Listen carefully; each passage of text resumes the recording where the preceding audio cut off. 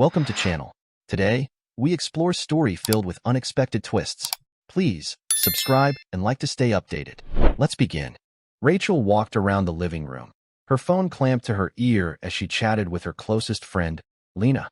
The early evening sunshine crept through the slats, creating lengthy shadows across the room. I've been thinking about it for a while now, Rachel stated calmly, despite the butterflies in her stomach. Tonight's the night when David gets home. I'm going to sit him down, give him his favorite meal, crack open a beer, and just tell him I want more fun in my life, Lena. And I'm going to get it. Lena's laughter resonated warmly through the speaker. That's what I'm talking about, she said with excitement. Rachel, you're finally stepping up as a brave, independent woman.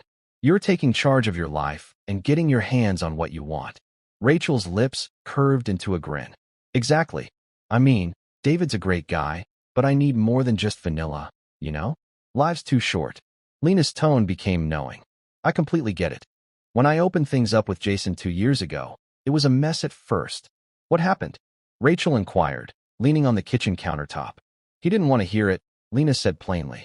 Tried to say no, as if it were his decision alone. She stopped dramatically. So I told him flat out, either we do this, or we get divorced. I wasn't bluffing. Rachel's breath caught. What did he do? Lena gave a contented sigh. He got in line. Rachel chuckled uncomfortably. You really gave Jason an ultimatum like that? That sounds bold. Lena's tone became proud. Damn right I did. We're not living in the 1950s anymore, Rachel.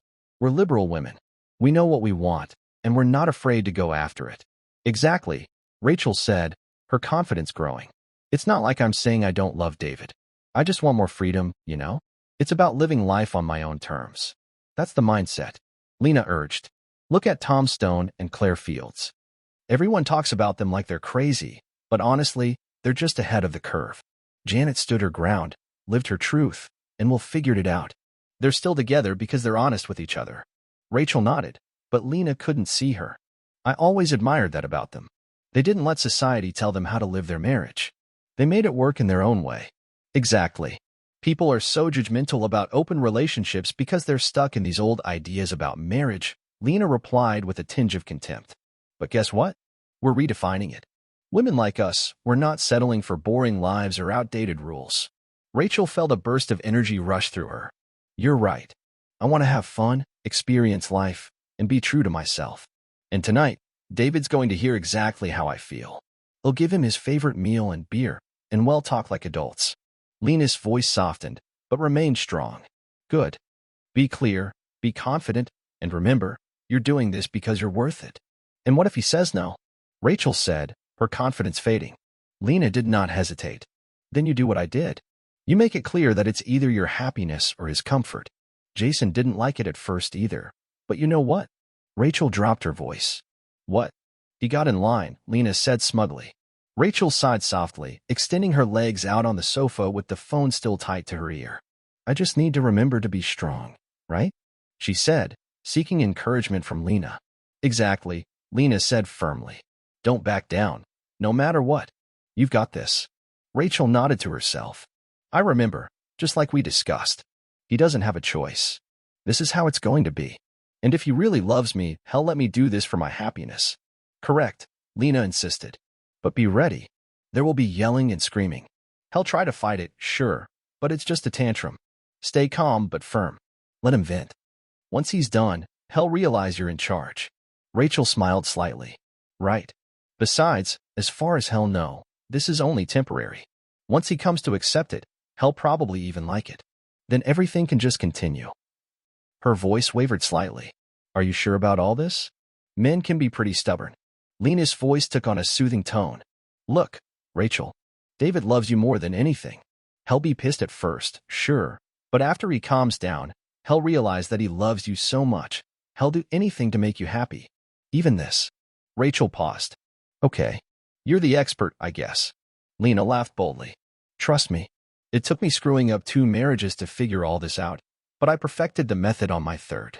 Rachel raised her eyebrows in amazement. You perfected it? Absolutely, Lena said smugly. My current husband, Tom, is completely under my control now. He even stands beside the bed while I'm enjoying one of my lovers. Rachel gasped gently. No way. Lena's tone was straightforward. In a month or two, David will fall in line too. Then you'll have the best of both worlds, the security of your marriage and the enjoyment of several other men. Rachel slumped back against the sofa, contemplating Lena's strong confidence. You make it sound so easy, she remarked, nervously laughing. It's all about mindset, Rachel, Lena reassured her. Stay strong, be firm, and don't doubt yourself. Remember, you deserve to be happy on your terms. Rachel smiled slightly. Thanks for being in my corner, Lena. I really appreciate it. Of course, Lena said pleasantly. You've got this. And if you ever need a pep talk, just call me. I will, Rachel pledged. Talk soon. Definitely, Lena said. Take care. Rachel hung up, exchanging cheery goodbyes before the call ended, leaving her sitting in contemplative stillness, preparing herself for the next talk. Now, let's look at the story from David's perspective. When I went through the door on Thursday night after an overtime shift, the sight that greeted me was unexpected. The aroma of my favorite supper, roasted chicken with all the fixings, floated around the house. Rachel stood near the dining table, a warm grin on her face, and held a cool beer.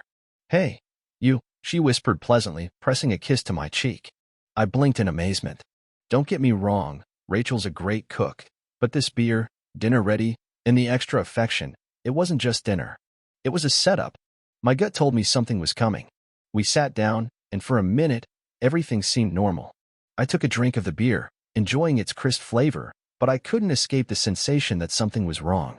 Rachel fidgeted with her napkin before speaking. Darling, she replied, her voice trembling slightly. We need to talk.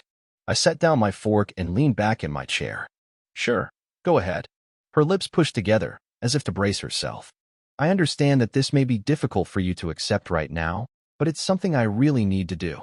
I strained my eyes and attempted to read between the lines. Okay, so what do you need? If this is so important to you, of course, I'll do anything I can for your happiness. She grinned, seeming relieved, and leaned slightly forward. Good. So, we've been discussing starting a family, she continued quietly, and I'm just about ready for that. There was a pause, and my pulse rate increased somewhat, but I urged, knowing the catch. What is it? What's the catch? She inhaled deeply. There are still a couple of things I feel I need to do first. I frowned. Like what? It should only be a couple of months at most, she said hurriedly. Then we can start working on making a few kids. I leaned forwards, curious yet hesitant. That's great, babe, I responded, attempting to maintain my voice. So what are these things you need to do? Rachel fidgeted her fingers to avert my attention. I need to sound my last few wild oats, she murmured slowly, as if evaluating the word's impact. I squinted, uncertain whether I had heard her correctly. Wild oats? She nodded swiftly, flashing a weak grin. It's just temporary. Then I'll be able to completely settle down and be the best wife and mother to our kids that you could possibly dream of. A knot grew in my chest as I scanned her face, attempting to figure out where this talk was going. I prompted, knowing that there was more.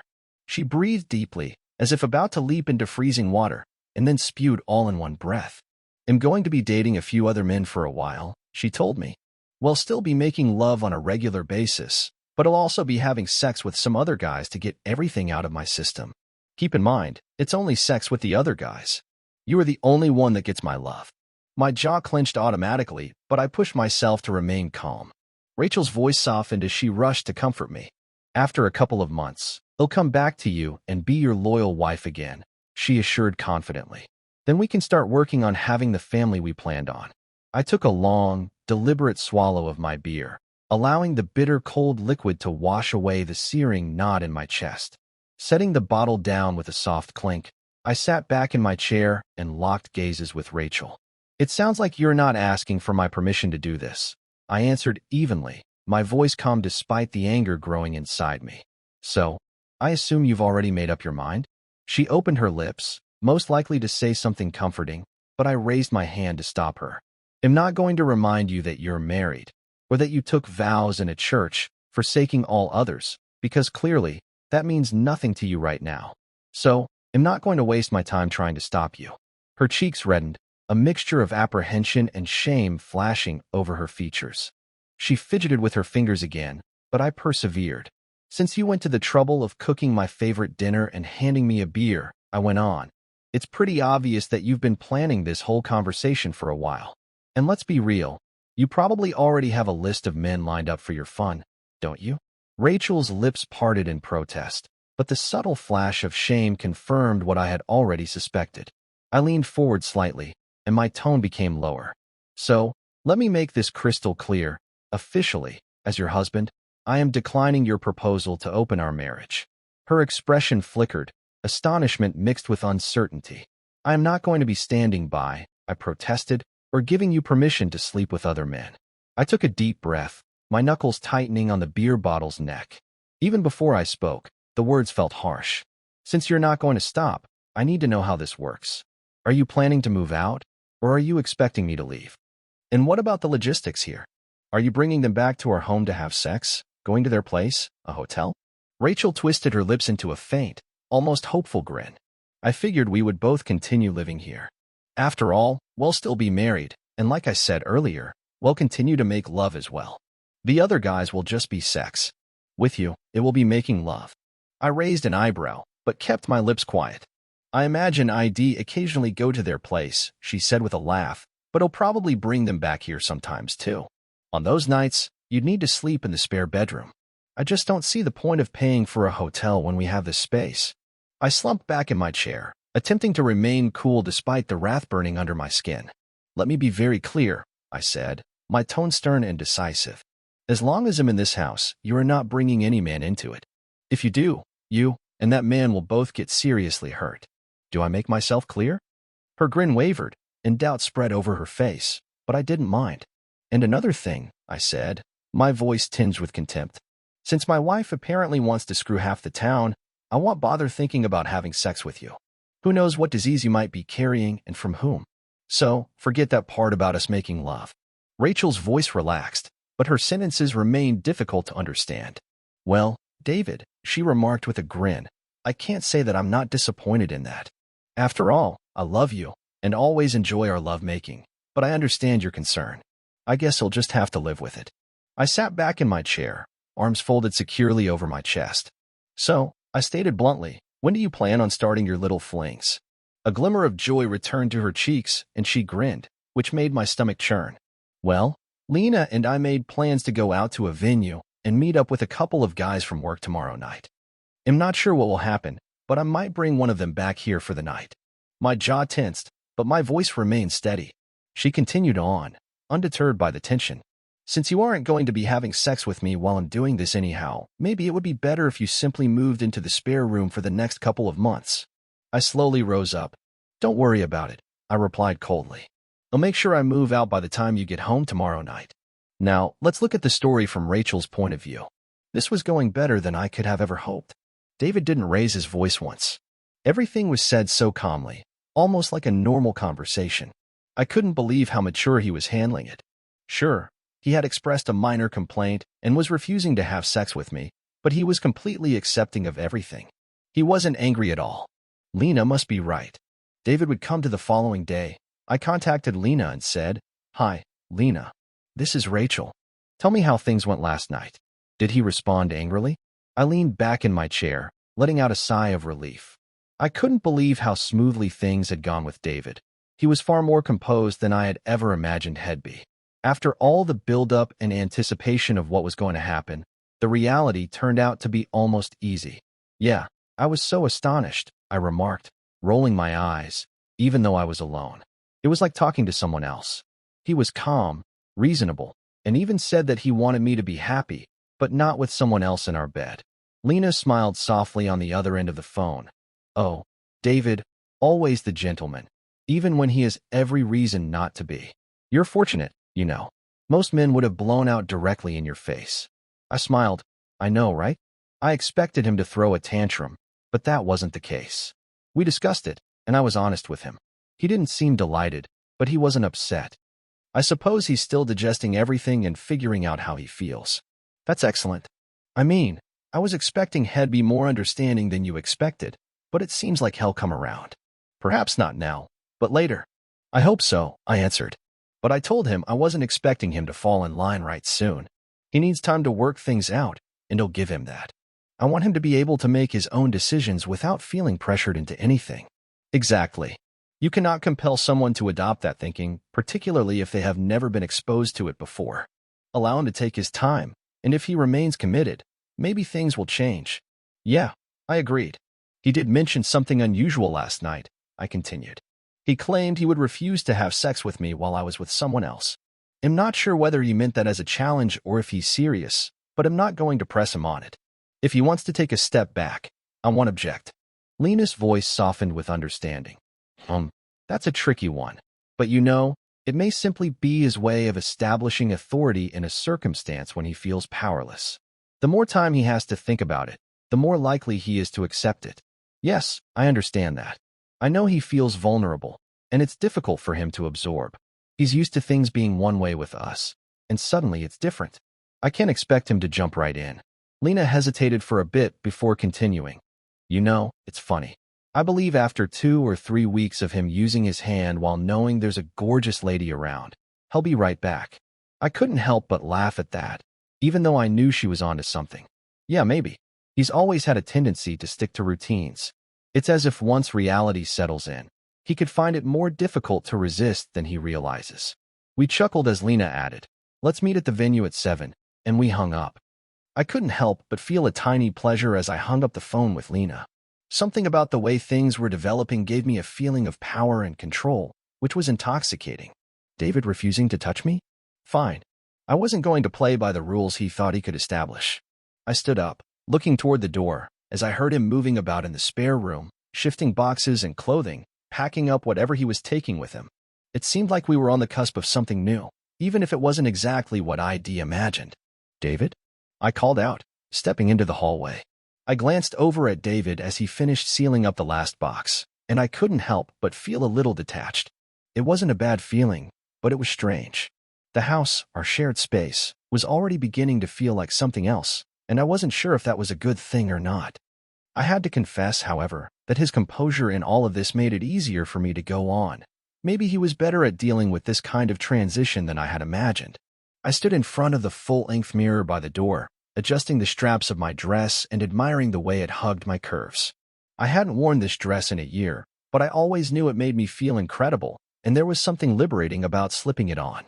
Tonight, as much as I was letting go of things with David, I was also stepping into something new for myself. Okay, David, I'm leaving, I replied, my voice light but with a sense of finality. They'll probably be back around 1 a.m., so you don't have to wait up for me. Besides, they'll probably not be alone. He looked up, his expression softening for a brief moment as he finished sealing up the last box. Don't worry, dear. They'll have moved out by then. I grinned, feeling a weird combination of comfort and eagerness. Everything was happening so quickly, but I was prepared for it. David would be gone by the time I returned, and I had plans that did not include him. Good, I responded, giving him a little nod before heading toward the door. Take care of yourself. Goodbye, Rachel, he said, without looking up, but with a touch of something unspoken. I took him one final look before stepping out the door and softly closing it behind me. As the sound of the door click faded, I couldn't help but feel a feeling of liberation rush over me. I was walking away from the past and into a future that I was ready to establish for myself. I was in the lounge with Lena, Alex, and Matt, enjoying the rush of the night. Alex and Matt are both well-looking account managers at work, and I've heard the branch whispers. They're extremely wonderful in bed. While David's terrific, I do want to try something else. Lena said, so, David has moved totally into the second bedroom? Yeah, I told him. He promised to be out by the time I got back. Alex lifted an eyebrow. Is that what he said? Yes, I smiled. He said he'd be out by then.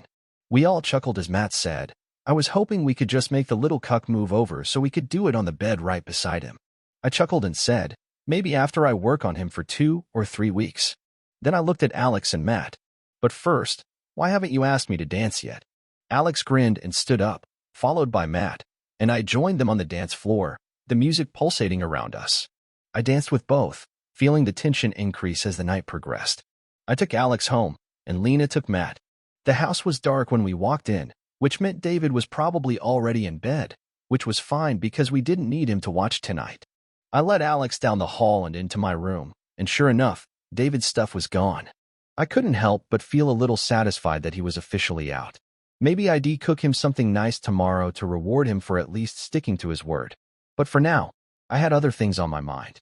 Alex and I had wild sex, and once we were done, he had to leave to get back to his wife and kids. I threw on my robe and went to make coffee, feeling a little disappointed when I saw David hadn't made it. It was after 9 o'clock, after all, and he usually had everything ready by now. I should have had coffee and breakfast waiting for me after such a late night. I'd have to talk to him about it later. Honestly, was it so hard to do something? I grabbed a bagel for breakfast and then hopped in the shower. With nothing scheduled for the day, I chose for an old pair of shorts and a t-shirt. I was just finishing up pulling my hair into a ponytail when my phone called. Hey, Hannah, it's Lena. Hi, you. So, how was Alex last night? I inquired, interested. He was fantastic. Everything I anticipated, Lena said happily. And how did David respond this morning? I am not sure. I'm a bit angry, honestly, I replied. He's still sleeping in, and I was expecting he'd get up and make me breakfast and coffee. I was considering compensating him for being transferred to the extra room, but not anymore. Lena giggled. Yeah, let him know you're disappointed and make it clear what you expect going forward. Maintain a stern tone with him, but also remember to offer him tiny prizes when he accomplishes something well. That way, he'll have a motivation to do better. In fact, I'll go to his room right now and ask him to prepare breakfast for me. I was fuming as I marched to his room. I opened the door and stood in the doorway of the spare bedroom, staring at the emptiness. His clothes were gone, and the gear that had been scattered around the room was no longer there. It dawned on me that he had actually moved out, not to the other room, but out of the house. Oh, hell, I said as terror rose in my chest. What's wrong? Lena's voice cracked across the phone, expressing her urgent alarm. David isn't in the second bedroom. His clothes are not even in the closet, I replied, nearly breathless. Hold on, Lena replied, her voice strained with fear. I couldn't believe it. I was already sprinting around the house, my footfall heavy, checking the living room, the kitchen, anything. As the truth set in, he was gone. His SUV was gone, as was his stuff, and that nagging sense in the back of my mind was getting more evident by the second. Oh no, I said quietly to myself. This can't be happening. What is it? Lena's words resonated in my mind, anxious as I was. David moved out, I said, dread growing. He's gone. He didn't say he'd transfer his things to the spare room. He said he was taking his stuff out of my room, not the whole home.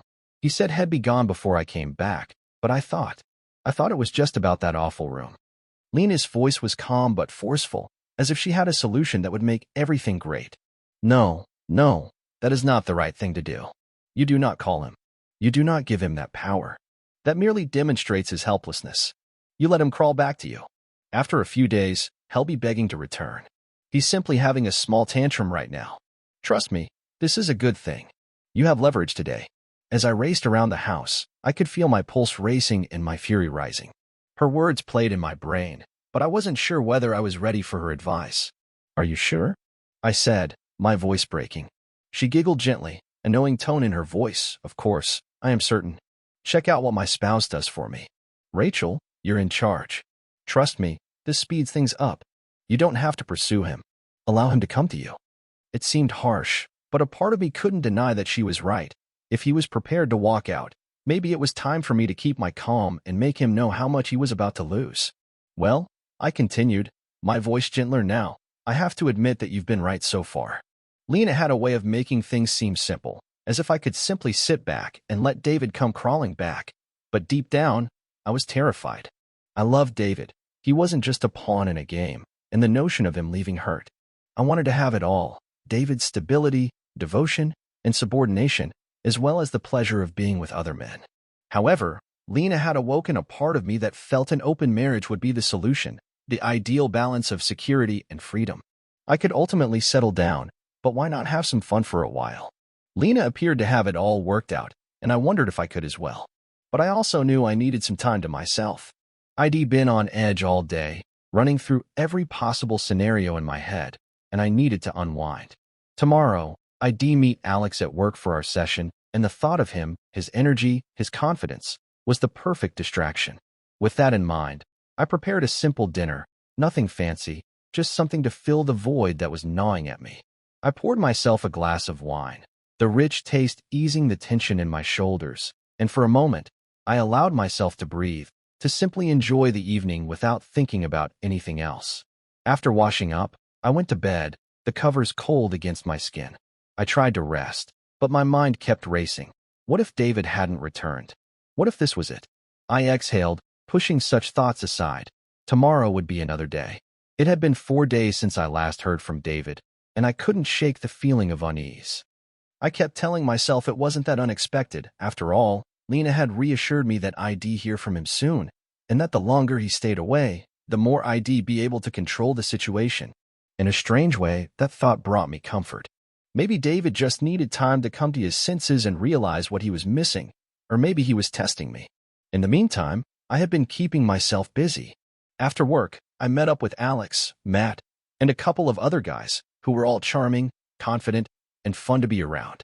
They made me forget, even if only for a few hours, about the anxiety creeping in at the back of my mind. I took them home, had a wild night, and it lasted almost all night.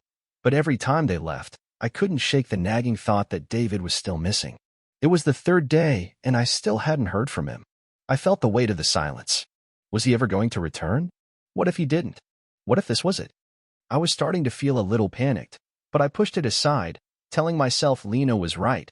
She had been through this before and knew what she was talking about. On the 5th day, chaos broke loose. It was late morning on Thursday, and we were all gathered around the coffee maker, casually chatting during our break, with Lena laughing at something Alex had said, when we noticed a woman approaching. She was younger, possibly in her late 20s, and looked very put together, professionally dressed with a look that made her stand out. What about Rachel Dalton, Lena Hayes, Alex Griffin, and Matt Brooks? She inquired, her southern drawl gentle but distinct. We all nodded and identified ourselves, perplexed as to why this lady was addressing us. Without saying anything further, she gave each of us an envelope, and I was about to inquire what it was when she took a short photo of us with a little digital camera. "You've been served," she remarked, turning on her heel and walking into our boss branch without looking back. I looked behind her, still clutching the letter. "What is this?" I called out, hoping for an explanation, but she just smiled and walked right into our boss branch without knocking. She emerged in less than a minute, still smiling brightly. "You have a nice day now," she remarked, her tone almost cheery as she departed the building, leaving us standing there, more perplexed than before. We all paused for a second before opening our envelopes at the same time. My heart skipped a beat as I saw the words written across the front of the paper, "Petition for the dissolution of marriage." What the hell? My eyes began to scan the paperwork, and when I saw the words adultery mentioned as the reason, I almost fell. My fingers shook slightly as I read on, my mind racing, trying to make sense of it all. This couldn't be happening. Before I could grasp what I was holding, I heard Alex and Matt's phones ring. They both took their phones out of their pockets and looked down at the displays, their emotions instantly changing. "Oh hell," they said under their breath, both obviously seeing something that turned their cheeks pale. It didn't take long for us to figure out what had happened. Alex and Matt were both riveted to their phones, and I assumed it was because their spouses had obtained proof of their indiscretions, and now their homes were going to be turned upside down. "What the hell?" Alex mumbled, his fingers grasping the phone hard. Matt did not even answer, instead looking at his laptop in bewilderment. I couldn't believe what was happening. One minute everything was normal, and the next we were all clutching divorce papers, and the guys around me were ready to lose their homes and marriages in an instant. Then came a yell from inside the boss branch. "What the hell?" I started, shocked by the explosion. A second later, our boss rushed out of his branch, his face crimson with rage, his eyes fixed on us as he yelled across the room, his voice echoing throughout the branch. "You guys, go in here immediately," he exclaimed. I paused. I knew this wasn't good. There was no way it could be. We didn't even need to exchange words. There was no time. Heads down, we all trudged toward his branch, each of us knowing what fresh misery awaited us inside. As I went by him, I saw his blazing glare following each of us as we entered. As soon as the door slammed shut behind us, I felt a piercing, terrible sensation deep in my gut. That doesn't even begin to describe it. The boss was furious. "Well, can any of you brainless fools certify for me that at the very least none of this occurred on company time and on firm property?" he barked. Apparently, the corporation is being sued for not upholding the moral code we have in our employee handbook. Anyone know why someone would want to do that? Neither of us spoke. "Well, then I will explain it to you," he said, his voice dripping with disgust. "We are being sued because apparently Mrs. Rachel Dalton can't seem to keep her legs closed. Mr. Brooks and Mr. Griffin can't seem to keep their mojo inside their pants. And Mrs. Lena Hayes has decided to play the main madam of the brothel. Now, could any of you idiots please inform me that none of these assertions are valid? Again, no one spoke. He was screaming, "You guys better start praying it doesn't all come crashing down, because if it does, you guys can kiss your whole career goodbye." We all walked out of the room, my mind reeling. What was I doing? I had spent days convincing myself that I was in control, that this whole open marriage thing was just a way to have more fun, to feel liberated. I had convinced myself that David would eventually cave, that he'd come crawling back when he realized I was the one who held all the power. But now, as I stood here in the silence, holding my phone in my hand like a lifeline, it hit me. This wasn't fun. My pulse was pounding as I scanned through the list of names in my contacts, each one a possible lead that may help me locate David. But with every call I made, each individual I reached out to, the same frigid silence met me. No one had heard from him, and no one knew where he was. Damn it, I mumbled, fury and worry mingling together, gripping my phone so hard that my fingers began to hurt. Was he truly gone for good, and why was he cutting me off like this? I tried contacting a couple of his closest friends, guys had gone on many camping trips with, played poker with, and even grabbed beers with after work, and they'd always been in continuous communication, so certainly one of them would have known anything. But nothing. A knot formed in my gut. What if he was really done with me, and this was his way of letting me know? "Rachel, calm down," I whispered to myself, trying to regain some control. I closed my eyes and took a deep breath. This wasn't me. This wasn't the woman who had it all under control.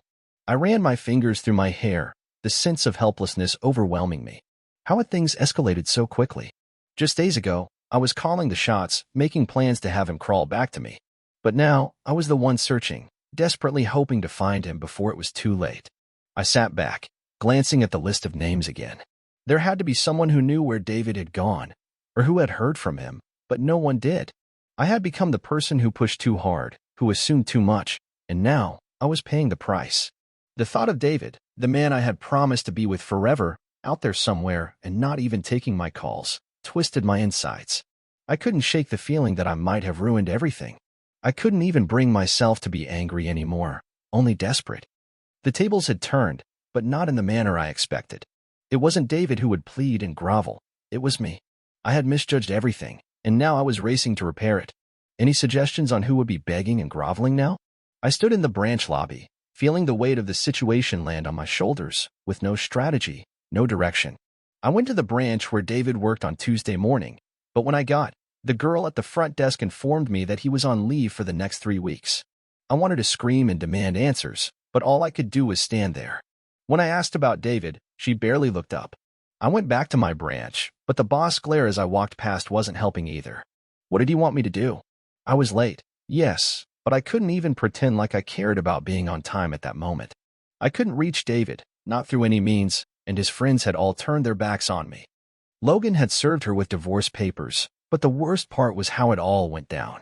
Logan had served her with divorce papers, but the thought of standing on his doorstep, knocking, and hoping for a response was both humiliating and hopeless, but I was willing to do it.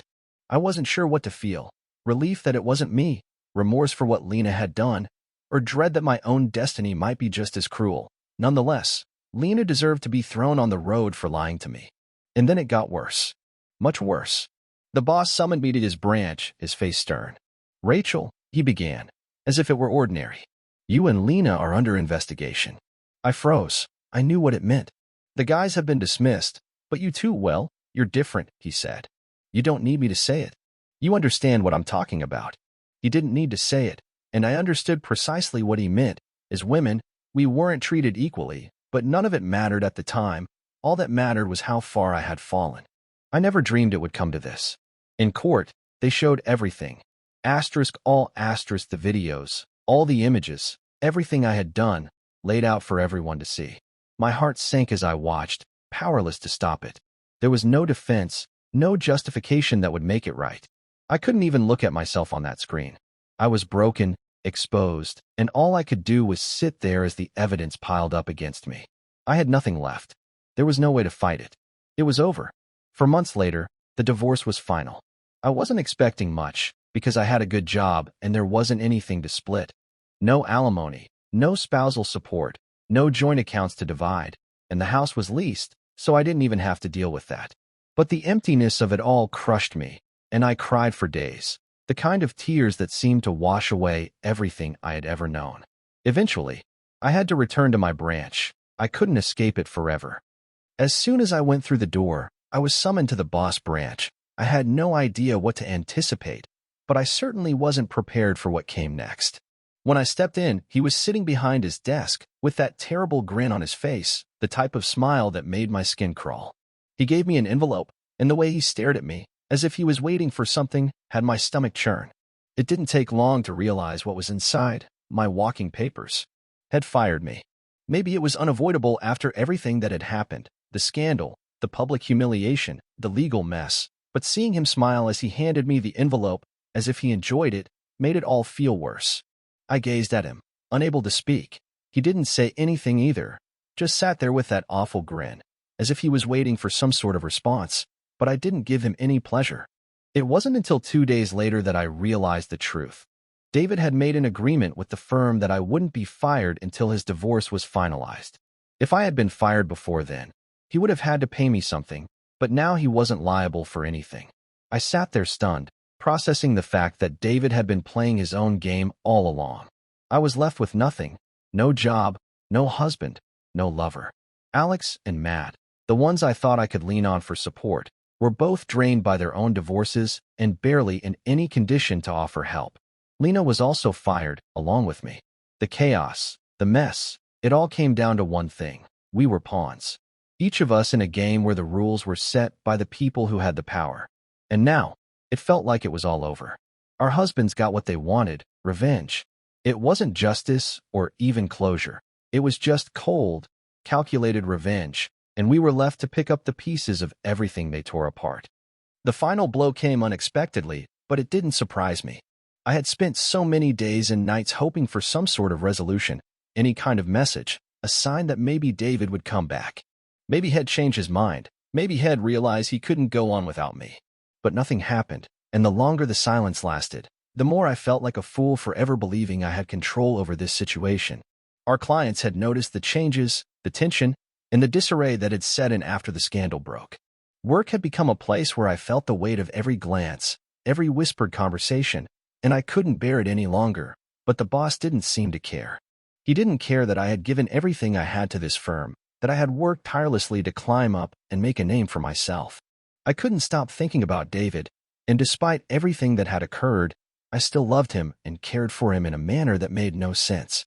It was a horrible paradox, my desire for him to feel the same way, to return to me, and the humiliation that came with that emotion. I never saw Lena again. After Logan threw her out, she disappeared for a while, and when she returned, she was different, as were we all. She had lost her sense of confidence, that sparkle she used to have, and it was as if it had been stolen from her. I couldn't help but feel a strange satisfaction in seeing her struggle, because it was the reality I had been avoiding for months. Eventually, I found myself sitting alone in my little condo, with nothing left except a few fragments of the life I thought I had made. I glanced at the phone in my palm, the same phone that had buzzed so many times with messages and calls from friends and David, and it was now just an empty vessel. It had been 3 weeks since I had last heard from him, and then one evening, a text arrived. "They'll be at the condominium tonight. We need to talk." My heart skipped a beat. I didn't know what I was expecting, but my gut told me that this was it. This was the moment when things would either fall apart completely or finally come together. I didn't have any more energy to play games. I couldn't keep pretending I was strong. I was terrified. I sat in silence, my eyes glued to the screen, for what felt like hours. He had made no mention of the divorce papers, nothing about the separation, and I had no idea what this conversation would be about. But deep down, I knew David was coming back for me. Maybe not in the way I wanted, maybe not in the way I had envisioned, but this was the end of something, and it could be the start of something else entirely. Later that evening, I heard a knock on the door. I opened it slowly, almost afraid to see his face, and when I did, I felt like I'd been struck by lightning. David stood there, but he wasn't the man I remembered. His shoulders were slumped, his face gaunt, and he appeared tired, worn out by something I couldn't yet understand. But when his eyes met mine, it was clear he had transformed. "Rachel," he whispered quietly, walking inside. I didn't know what to say. All of the words I had practiced for so long seemed to have evaporated. I moved aside, allowing him inside the apartment. We sat down on the sofa, and for a few seconds, there was stillness between us. "You've been avoiding me," I eventually remarked, my voice somewhat unsteady. He exhaled, a pained look on his face. "I didn't want to, Rachel. I simply wasn't sure what to say. I needed to comprehend all that had transpired. Anything seemed like everything was collapsing around me, and I had no control over anything." I nodded slowly, my head racing with feelings I couldn't quite articulate. "I understand. I suppose I was simply thinking. I believed we might be different. I hoped that we could still find a way out of this, even if it wasn't ideal. But now, I'm not sure." David moved, his eyes filled with regret. "I've been doing a lot of thinking. I tried to remain away, pretending that everything would be all right if I simply took a step back. But I was mistaken. I was avoiding the reality, the realization that I, too, had contributed to this catastrophe. I've been keeping you at a distance for so long because I'm frightened of losing myself." I blinked, attempting to understand what he was saying. "I'm suggesting that maybe we can rebuild," he replied, his voice heavy with passion. "We can attempt to make this work, but only if we're both honest with one another. I can't guarantee it will be simple, but I do want to try again. For us." I wanted to scream, jump into his arms, and tell him that I was ready to fix everything, but a part of me held back. The last few months had been a whirlwind of hurt, confusion, and broken promises. How could I trust that this time would be different? "I don't know, David," I said gently. "I still adore you, but I'm not sure whether I can simply forget all that has occurred. The lies, treachery, and things we told each other. It is not that simple." He looked at me with imploring eyes and said, "I understand. I know it isn't. But I can't live with myself knowing I didn't try. I can't pretend we didn't mean anything to each other." My eyes welled up with tears, but I forced them back. I wanted to be strong, to be the lady who had it all together, but I was exhausted from pretending and waging a losing battle. "I don't know what this is anymore, David," I said. "I don't know if we can go back." For a long time, we simply sat there, the weight of everything between us, until he spoke again. "It is not about going back, Rachel. It is about going ahead. Together. We both made errors, but we don't need to keep doing them. We can change and grow." I let his words sink in. Maybe he was right. Maybe it wasn't about going back to the way things were, but about beginning again, creating something new from the ashes of what we had destroyed.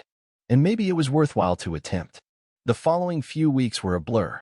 David and I began to rebuild, piece by piece. It wasn't easy. There were still times when the pain of the past would rear its ugly head, and I'd wonder if I was doing the right thing. But with each passing day, we made small strides. We communicated better, worked through the hurt, and learned to be honest with each other. Lena and I maintained our distance. She was still dealing with her own problems, trying to mend what had been broken with Logan, and I didn't have the fortitude to cope with her any longer. I couldn't be her support when I was still working out my own life. In terms of the firm, everything fell apart. The scandal ruined our credibility, and most of the clients we had worked with for years dropped us. The boss eventually closed the doors for good. It was a sad end to a chapter that had once been so full of promise. However, it wasn't the end of my story. I was still alive. Life wasn't perfect, and it never would be, but maybe that was good. Maybe I didn't need perfection. Maybe all I needed was to keep moving, to keep living, and to keep loving, even if it wasn't exactly as I anticipated. And with that, I knew the most difficult portion of the trip was over. I had finally realized that I didn't have to have everything sorted out. All I needed to do was keep going ahead. Thank you for watching. Do you think Rachel made the correct decision in the end? Please let us know in the comments below, and don't forget to like, share, and subscribe for more stories. See you next time.